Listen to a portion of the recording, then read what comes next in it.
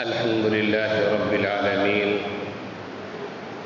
والصلاة والسلام على رسوله الكريم محمد بن عبد الله الأمين وعلى آله وصحبه وأزواجه وذرياته ومن تبعهم بإحسان إلى يوم الدين. أما بعد، فقد قال النبي صلى الله عليه وسلم: من أصبح منكم آمنا في سربه معافا في جسده وعنده قوت يومه كأنما حيزت له الدنيا، أو كما قال عليه الصلاة والسلام. میرے عزیز طلباء اور دینی بھائیوں،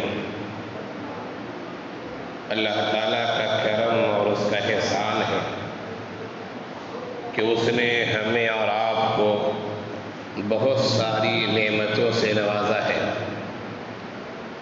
سب سے بڑی نعمت اس کائنات میں انسانوں کے لیے ہے کہ اسے ہدایت مل جائے، صحیح راستہ مل جائے. جس مشن کے لیے انبیاء کرام کو، رسولوں کو اس دنیا میں مبعوث کیا گیا، بھیجا گیا. ایمان کی دولت سب سے بڑی دولت ہے، اور ایمان کی دولت کے بعد جو دولتیں ہیں، جو انعامات ہیں، اللہ کی نعمتیں ہیں، یقیناً ان کی تعداد بھی بہت ہے. وَإِن تَعُدُّوا نِعْمَةَ اللَّهِ لَا تُحْصُوهَا. اللہ کی نعمتوں کو اگر شمار کرنا چاہو، گننا چاہو، تم گن نہیں سکتے. انہی نعمتوں میں سے آقا صلی اللہ علیہ وسلم نے 3 نعمتوں کی خاص طور سے وضاحت کی ہے کہ وہ 3 نعمتیں جس کے پاس ہو جائے، یہ سمجھو کہ اس کے ہاتھ میں دنیا آ گئی ہے، پوری دنیا اس کے پاس موجود ہے. آدمی یہ سوچتا ہے کہ 3 نعمتوں سے پوری دنیا کیسے ہاتھ میں آ جائے گی، لیکن اگر اللہ کے رسول صلی اللہ علیہ وسلم کی حدیث پر غور کیجیے، آپ کے کلام پر غور کیجیے، تو آپ کی گفتگو جوامع الکلم ہوا کرتی تھی. جوامع الکلم کا مطلب یہ ہے کہ الفاظ کم ہوں اور معنی بہت زیادہ ہوں. تو کہنے کو بظاہر الفاظ کے لحاظ سے چھوٹی سی حدیث ہے. جو حدیث میں نے آپ کے سامنے پڑھی ہے کہ آقا صلی اللہ علیہ وسلم کا ارشاد گرامی ہے: من اصبح منکم آمنا فی سربہ معافا فی جسدہ عنده قوت یومہ کأنما حیزت لہ الدنیا. جس کے پاس یہ 3 نعمتیں ہو جائیں تو یہ سمجھو کہ دنیا تمہاری مٹھی میں ہے. تم اپنے آپ کو معمولی نہ سمجھو، بلکہ شکر بجا لاؤ، اللہ کے حضور سجدہ ریز ہوا کرو. یہ 3 نعمتیں جو ہیں یقیناً اگر کافر کو بھی ہے تو کافر کے لیے بھی بہت خوبی ہے، مومن کو تو مومن کے لیے خوبی ہے. جہاں تک آخرت کی بات ہے تو آخرت کی نعمتیں تو الگ ہیں. آخرت کی کامیابی کا دار و مدار تو ایمان پر ہے. جو صاحب ایمان ہوگا وہی آخرت کی نعمتوں سے بہرابر ہوگا، لطف اندوز ہوگا. جو صاحب ایمان نہیں ہوگا، آخرت کی نعمتیں اسے نہیں ملیں گی. اس کے لیے جہنم ہے، اس کے لیے آگ کا عذاب ہے، اور وہ عذاب بھی مختلف نوعیتوں کا ہے. لیکن دنیا کی نعمتیں یقیناً یہ 3 نعمتیں اگر کافر کو بھی ہیں تو وہ بھی بہت موج مستی میں، اس کے لیے بھی خوشی کی بات ہے. اور اگر مومن کے لیے ہیں تو مومن بھی اپنے آپ کو معمولی نہ سمجھے. کیا فرمایا آقا صلی اللہ علیہ وسلم نے؟ فرمایا: من اصبح منکم آمنا فی سربہ. سرب کے معنی آتے نفس کے، سرب کے معنی آتے گھر کے. صرف کے معنی آتے قیام کی جگہ کے. فرمایا من اصبح منکم آمنا فی سربہ، جو اپنے گھر میں، اپنی جگہ میں، اپنے آپ میں صبح کرتا ہے کس طریقے سے؟ آمنا، امن و سکون کے ساتھ، جس کو آج کی زبان میں ہم کہہ سکتے ہیں ٹینشن فری. بہت سارے لوگ ایسے ہوتے ہیں اور بالکل ٹینشن فری ہوتے ہیں، اور بہت سارے لوگ ایسے ہوتے ہیں پیسے بہت ہوتے ہیں، عہدے بھی بہت بڑے بڑے ہوتے ہیں، لیکن وہ ٹینشن میں مبتلا ہوتے ہیں. ان سے پوچھے کیا حال ہے بھائی؟ کہے گا مولوی صاحب ٹینشن بہت ہے. ان سے کہیں بھائی ٹینشن کیا ہے؟ آپ کی سیلری تو ماشاءاللہ لاکھوں میں سیلری ہے آپ کے بچے بھی بہت ہیں اور ماشاءاللہ سب کماتے ہیں. کہا کہ مولوی صاحب بچے کو پڑھایا لکھایا، بچے سب ناکارہ ہو گئے. مولوی صاحب کماتا تو لاکھے میں ہوں، لیکن برکت نہیں سمجھ میں آ رہی ہے. یعنی سب کچھ ہونے کے باوجود، اچھی تنخواہ، اچھا مکان، اچھا گھر، آل و اولاد، سب کچھ ہونے کے باوجود آدمی کہتا ہے ٹینشن میں بہت زیادہ. تو یہ ٹینشن نہ ہونا، اپنے آپ میں امن کے ساتھ رہنا. جس گھر میں رہے گھر میں امن کے ساتھ رہنا، جس ادارے میں رہ رہے ادارے میں ٹینشن فری رہنا، جس ملک میں رہ رہے اس ملک میں امن و سکون کا پایا جانا اور اطمینان سے شہریوں کا زندگی گزارنا، یہ ہے من اصبح منکم آمنا فی سربہ، کہ امن و سکون کے ساتھ اس نے صبح کی ہے.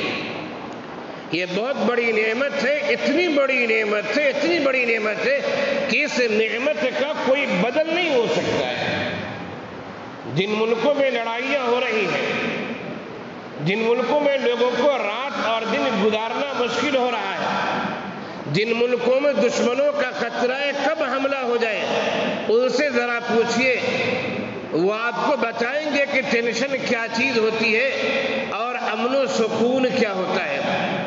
تو آپ کو اگر گھر میں سکون ہے، آپ کو اگر اپنی آل اولاد کی طرف سے راحت ہے، آپ جس ادارے میں ہیں اس ادارے میں آپ ٹینشن فری ہیں، آرام سے پڑھ رہے ہیں، لکھ رہے ہیں، کھا رہے ہیں، پی رہے ہیں، زندگی گزار رہے ہیں، تو یقین جانیے یہ بہت بڑی نعمت ہے اللہ کی.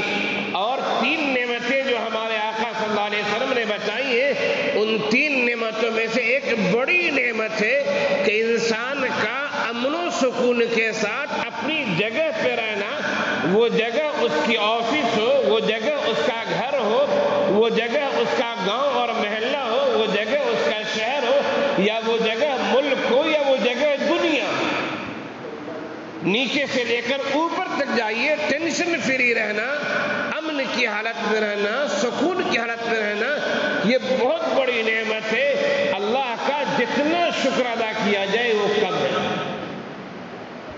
ایک دوسری نعمت اللہ کے رسول صلی اللہ علیہ وسلم نے بتائی کہ معافن فی جسدہ، جسم کے اعتبار سے عافیت میں ہو، صحت و تندرستی کے ساتھ ہو. یہ بہت بڑی نعمت ہے. اس آدمی سے صحت کی اہمیت پوچھئے جو آدمی ارب پتی ہو، کھرب پتی ہو، لیکن وہ بیمار پڑ چکا ہے اور ہاسپٹل کے ICU میں ایڈمٹ ہے، وہ سانس لینے میں پریشانی ہو رہی ہے، آکسیجن لگا دیا گیا ہے. اس سے ذرا پوچھئے کہ ذرا بتاؤ تم کیا چاہتے ہو؟ وہ یہی کہے گا بھائی میری پوری دولت لے لو، میرا پورا مال لے لو، لیکن مجھے صحت مل جائے، تندرستی مل جائے، آرام کی زندگی گزر جائے. یقیناً صحت کی اہمیت اس وقت معلوم ہوتی ہے جب آدمی بستر مرگ پر جاتا ہے، تو پتہ چلتا ہے صحت کی کتنی اہمیت ہے. اس سے پہلے آدمی کو بات سمجھ میں نہیں آتی. پیاسا سے پوچھئے کہ آخر ٹھنڈے پانی اور میٹھے پانی کی قیمت کیا ہے، وہ بتائے گا کہ کیا اہمیت ہوتی ہے ٹھنڈے پانی اور میٹھے پانی کی. جس نے ہمیشہ ٹھنڈا پانی استعمال کیا، میٹھا پانی استعمال کیا، وہ اس کی قدر کو نہیں سمجھ سکتا ہے، اس سے یہ نعمت چھین لی جائے اور پھر گرمی کی شدت ہو اور پیاس سے وہ پریشان ہو جائے تو اسے پوچھے کہ ٹھنڈے پانی کی کیسی قیمت ہوتی ہے، کیسی نعمت ہو۔ جسم و جان صحیح سالم رہنا یہ بہت بڑی نعمت ہے۔ ایک واقعہ ہے کہ ایک آدمی کو ایڈمٹ کیا گیا ہاسپٹل میں، دل کی دھڑکن کا مسئلہ تھا۔ جب وہ ہاسپٹل سے ڈسچارج ہوا، ڈاکٹروں نے بل دکھایا، اسے دیکھا تقریباً 8 لاکھ کا بل تھا۔ وہ بل دیکھ کر رونے لگا، حالانکہ آدمی بہت مالدار تھا۔ بل دیکھ کر رونے لگا۔ ڈاکٹروں نے پوچھا کہ کیا بل زیادہ آ گیا ہے اس وجہ سے آپ رو رہے ہیں؟ کہا کہ نہیں، بل زیادہ ہونے کی وجہ سے نہیں رو رہا ہوں، میرے پاس پیسے بہت ہیں، اس وجہ سے رو رہا ہوں کہ آپ نے ہمیں 2 دن 3 دن ہاسپٹل میں رکھا، آکسیجن پر رکھا، تو 2-3 دن کا بل آپ نے 8 لاکھ بتایا، اور میرے رب نے مجھے اتنی عمر دی تھی، اور 1 منٹ میں دل کتنی دفعہ دھڑکتا ہے، میرے رب نے تو اس کی کوئی فیس نہیں لی، کوئی قیمت نہیں لی، لیکن پھر بھی ہم نے رب کی اس نعمت پر شکر ادا نہیں کیا۔ اسی لیے اللہ کے رسول نے ہمیں سکھایا کہ ہمیں یہ دعا کرنی چاہیے، اللہم اعنی علی ذکرک و شکرک و حسن عبادتک۔ اس دعا کو معمول بنانا چاہیے، نماز کے بعد خاص طور سے، اور ایسے بھی چلتے پھرتے دعا کرنی چاہیے، اللہم اعنی علی ذکرک و شکرک و حسن عبادتک۔ تو جسم و جان کا فٹ فاٹ ہونا، صحت و تندرستی میں ہونا، یہ اللہ کی بہت بڑی نعمت ہے۔ اسے آدمی اسی وقت سمجھتا ہے جب وہ بستر مرض پر جاتا ہے۔ اسی لیے اللہ کے رسول نے فرمایا، اغتنم خمسا قبل خمس، 5 چیزوں کو 5 چیزوں سے پہلے غنیمت سمجھ لو۔ 5 چیزوں کو 5 چیزوں سے پہلے غنیمت سمجھ لو۔ فرمایا شبابک قبل حرمک، بڑھاپا آنے سے پہلے جوانی کو غنیمت سمجھ لو۔ یہ جوانی ہمیشہ نہیں رہتی ہے، اور آپ طالب علم ہیں، آپ کو یہ کہوں گا کہ امتحان آنے سے پہلے اس وقت کو غنیمت سمجھ لیجیے۔ آدمی سوچتا ہے ابھی شوال کا مہینہ ہے، ذی قعدہ ہے، ذی الحجہ ہے، ابھی تو محرم ہے، سفر ہے، ربیع الاول میں امتحان ہوگا نا، ربیع الاول میں امتحان ہوگا، تیاری کر لیں گے۔ نہیں، امتحان کے وقت آنے سے پہلے امتحان کی تیاری کیجیے۔ جیسے کہ ہمارے آقا نے فرمایا کہ بڑھاپے سے پہلے جوانی کو غنیمت سمجھو۔ اگر تم اس انتظار میں ہو کہ ہم بڑھاپے میں عبادت کریں گے، بڑھاپا نصیب بھی ہوگا یا نہ ہوگا پتہ نہیں ہے۔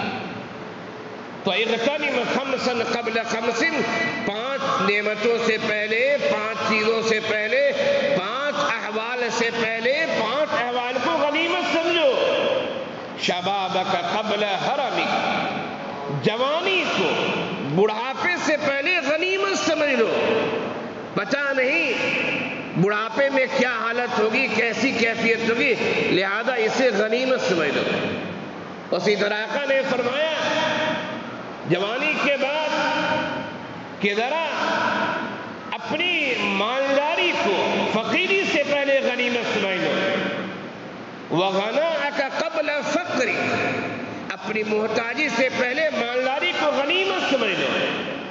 فرمایا وَصِحَّتَكَ قَبْلَ سَقَمِكَ، اپنی صحت کو بیماری سے پہلے غنیمت سمجھ لو۔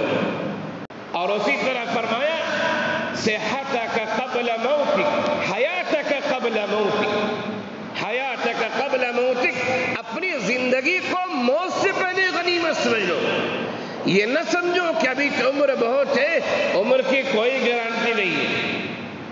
آدمی چلتے پھرتے چلا جاتا ہے، اور اس بات پر الحمدللہ مجھے بہت زیادہ یقین ہے۔ یوں تو ہر مومن کو یقین ہے، لیکن مجھے بہت زیادہ یقین ہے کیونکہ میرے ساتھ بھی 1-2 واقعات ایسے پیش آئے کہ میں سمجھا قصہ ختم، لیکن اللہ کو رکھنا مقصود تھا۔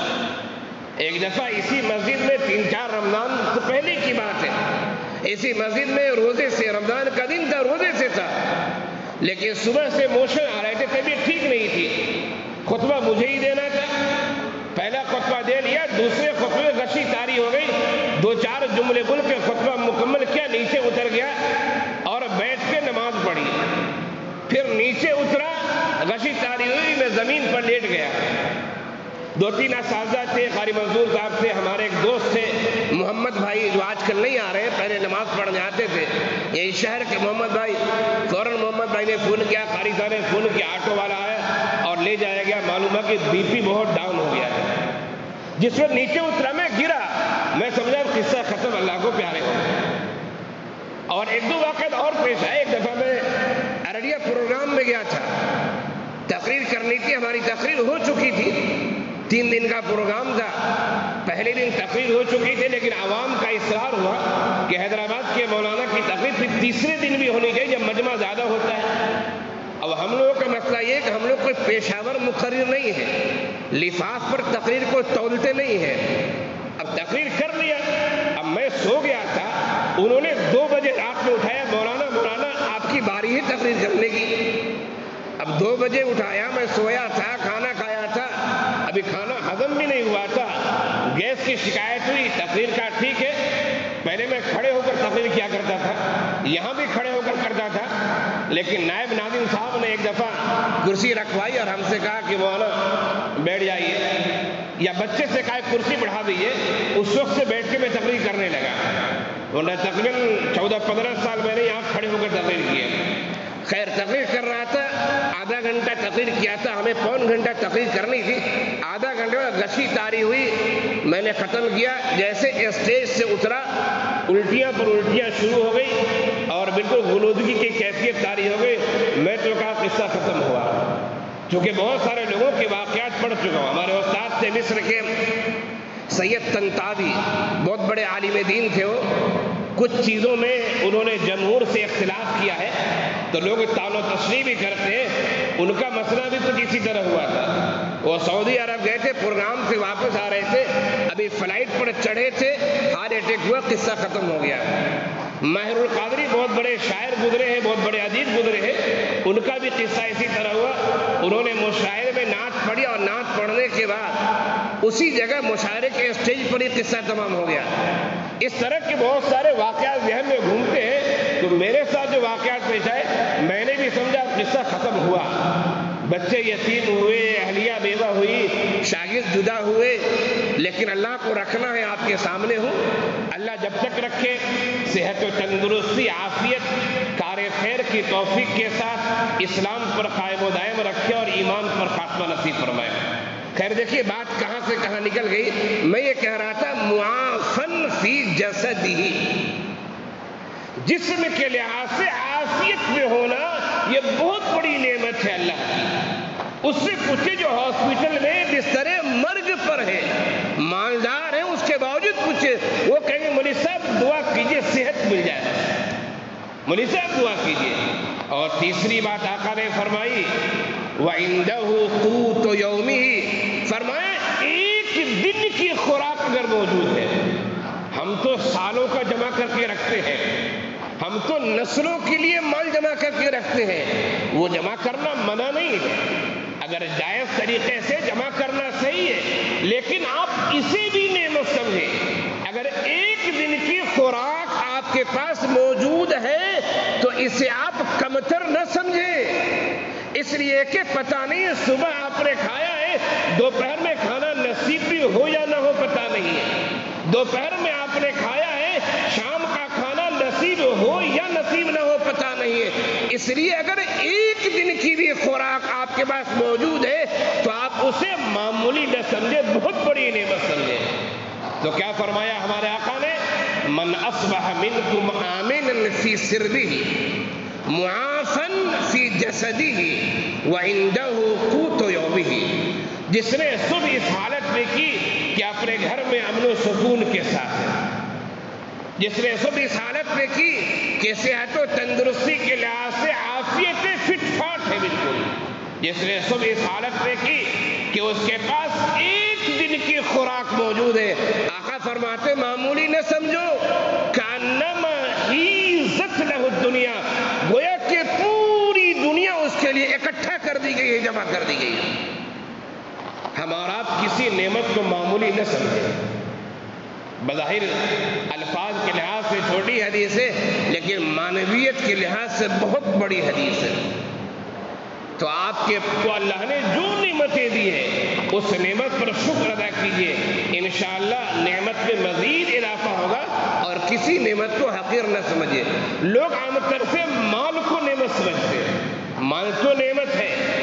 مال کو قرآن نے فضل کہا ہے، فضل سے تعبیر کیا ہے. مال کو قرآن نے خیر سے تعبیر کیا ہے. لیکن اگر آپ کے پاس مال نہیں ہے، اگر آپ کے پاس نارمل زندگی لیکن صحت ہے، یہ بھی بہت بڑی نعمت ہے.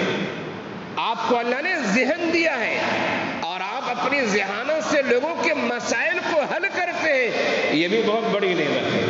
اللہ نے آپ کو دست و بازو میں قوت دی ہے. آپ مال سے نہیں لیکن اپنے دست و بازو سے آپ غربا، مساکین، یتیموں کا تعاون کرتے ہیں، ان کی ہمدردی میں شریک ہوتے ہیں، یہ بھی بہت بڑی نعمت ہے.